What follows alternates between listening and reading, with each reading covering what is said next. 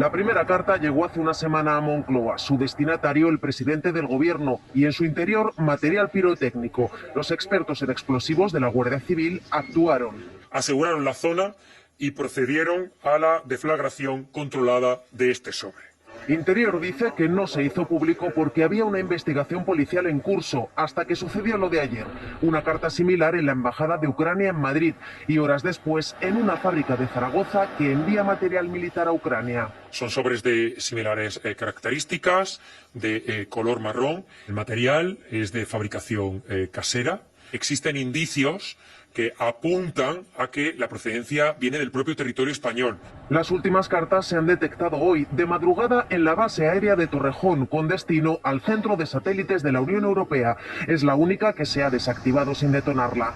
Podrá facilitar los análisis tanto del envoltorio como del material. Y esta mañana en el Ministerio de Defensa, un sobre para la ministra Margarita Robles. De momento, Interior no ve necesario elevar la alerta antiterrorista. No creo que los hechos tengan entidad, al menos por el momento. Desde la semana pasada se han reforzado la seguridad en todos los edificios públicos y exterior de las embajadas. Tranquilidad a todos, evidentemente, y tomamos las medidas necesarias y precisas. La Audiencia Nacional investigará conjuntamente los 5 paquetes explosivos como delito de terrorismo.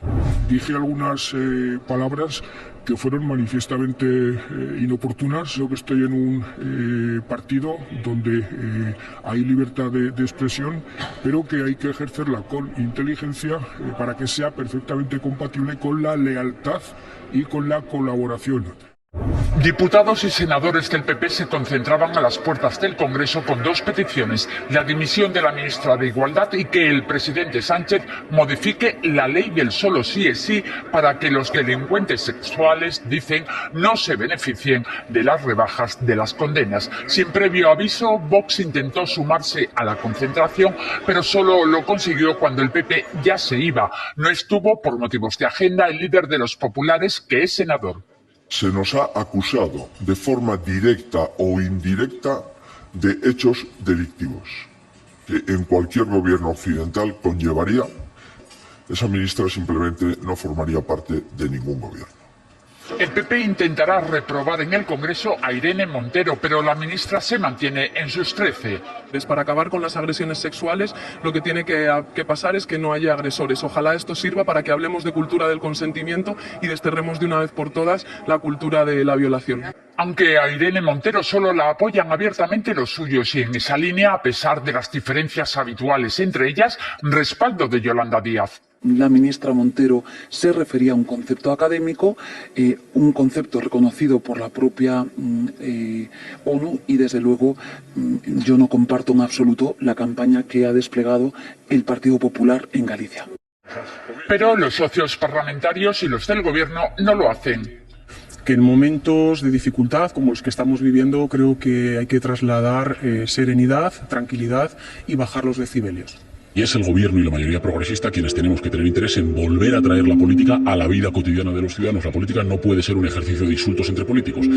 Con la semana de la Constitución sin pleno no se volverán a ver cara a cara hasta dentro de 2 semanas. La tensión continúa en el hemiciclo. La presidencia avisó de que aplicaría de forma estricta el reglamento y se multiplican los llamamientos al orden. Batet les ha pedido a todos públicamente un compromiso. No suban a herir y a ofender, suban a defender. El vicepresidente del Congreso advierte que no permitirá determinadas palabras. Bien sea fascista o bien cualquier otro término, será retirado del diario de sesiones. Unidas Podemos no comparte esta decisión, le acusa de limitar la libertad de expresión. Yo creo que prohibir conceptos políticos como el fascismo o el comunismo no es el camino. Para Vox, los episodios de los últimos días tienen un único culpable. Es el Partido Socialista Obrero Español desde el año 2004, no es de ahora, llevan 18 años. Y hacia Vox dirigen la mirada los socios habituales del gobierno. Creen que todo responde a una estrategia orquestada por el partido de Abascal. Este ruido les va bien, porque en la calle lo que llega es que todos mal y aquí estamos peleándonos todo el día. Y no es cierto. Esta dinámica de clima irrespirable le viene bien a la extrema derecha, que está de capa caída, que estaba en retroceso político y que aprovecha esto para conseguir foco. El Partido Popular insiste en que no todos se comportan igual. Este grupo parlamentario, este partido, está a la altura de las circunstancias y no está entrando en ese juego, sino haciendo todo lo contrario. El de hoy es el último pleno antes de la celebración en el Congreso del Día de la Constitución.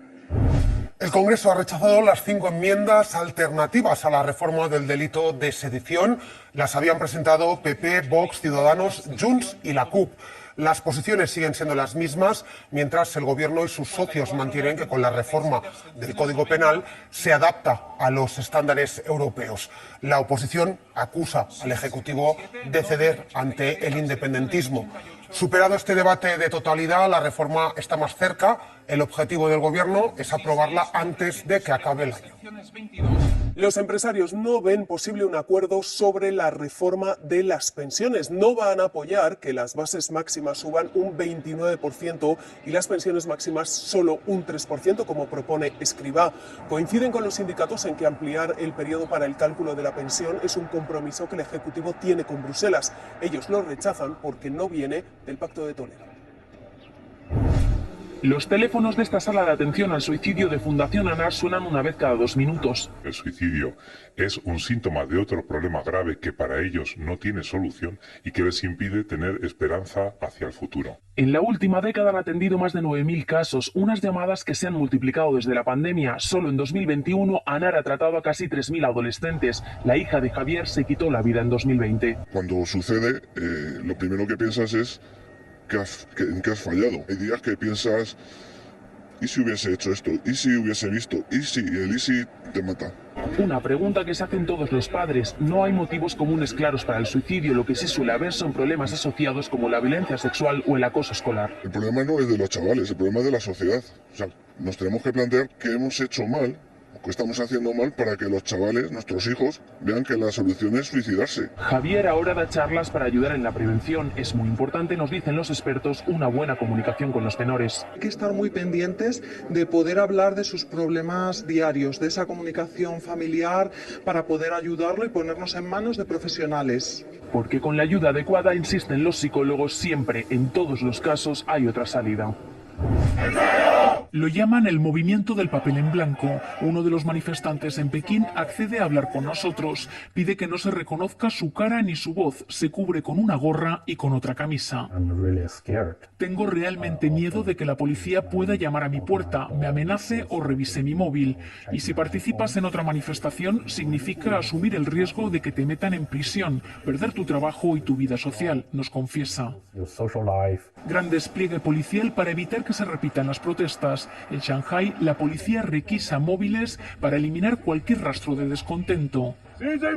Allí fue donde más se elevó el tono de la protesta.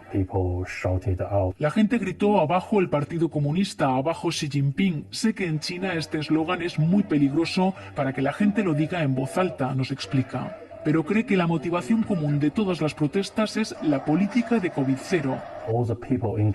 Toda la gente en China estos 3 años está harta de esta política y todos pensamos que debería llegar a su fin. No está protegiendo realmente a la gente, sino causando un gran daño a su vida normal, nos dice el manifestante. Piensa que al menos ya han conseguido algo. Esta semana el gobierno chino ha relajado algunas medidas contra la pandemia.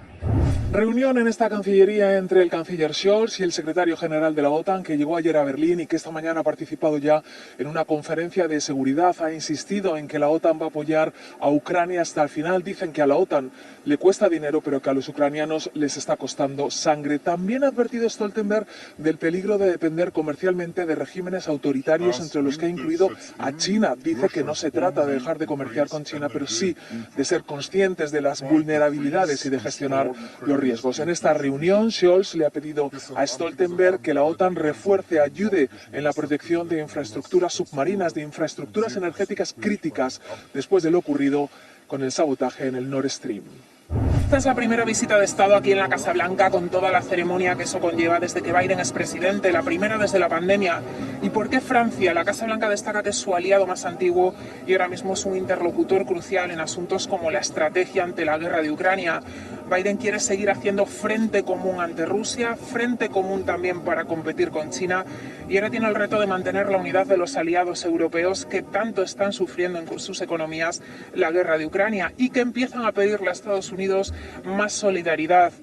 En plena crisis energética, a Francia le preocupan mucho las ayudas millonarias que Biden ha destinado a coches eléctricos y otras industrias estadounidenses. Dice que van a suponer una desventaja para las europeas. La Casa Blanca es consciente de estas tensiones y de todo esto, de la guerra de Ucrania, pero también de economía, de energía y del desequilibrio a uno y otro lado del Atlántico, van a hablar hoy aquí.